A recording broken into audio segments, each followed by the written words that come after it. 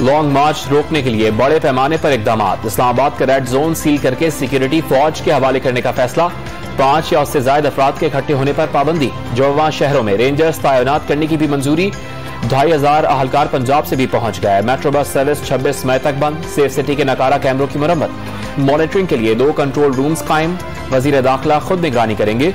Police ने इजाफी magistrates के लिए चीफ कमिश्नर इस्लामाबाद को खत लिख दिया।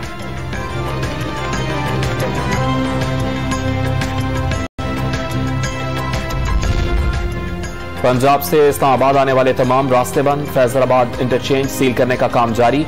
रावलपिंडी और जहलम समेत कई शहरों में जीटी रोड पर भारी मशीनरी और कंटेनर्स लग गए। फैसलाबाद मोटरवे के तमाम इंटरचेंजेस पर भी कंटेनर्स पहुंचा दिए गए।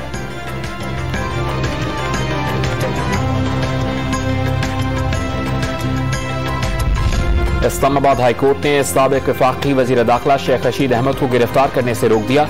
समाअत कल तक मुलतवी। असद उमर ने भी मुमकिन गिरफ्तारी के खिलाफ अदालत से रुजू कर लिया। एक और दरखास्त में तहरीक इंसाफ के कारकुनान को हिरासत न करने का हुक्म।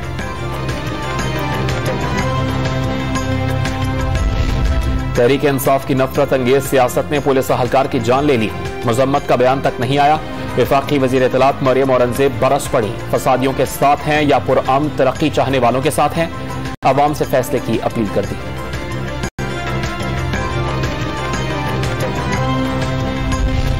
पंजाब पुलिस का साबिक वजीर इत्तलात फरदौस आशिक अवान के घर पर छापा। पुलिस अहलकारों के रात के वक्त घर में दाखिल होने की वीडियो सामने आ गई। दाता दरबार के करीब पीटीआई रहनुमा मियां हामिद महमूद के घर पर भी पहुंच गई।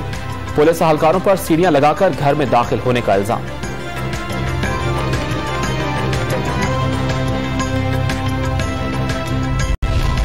पाकिस्तान बार एसोसिएशन की सियासी रहनुमाओं, कारकुनान और वकला के घरों पर छापों की मजम्मत।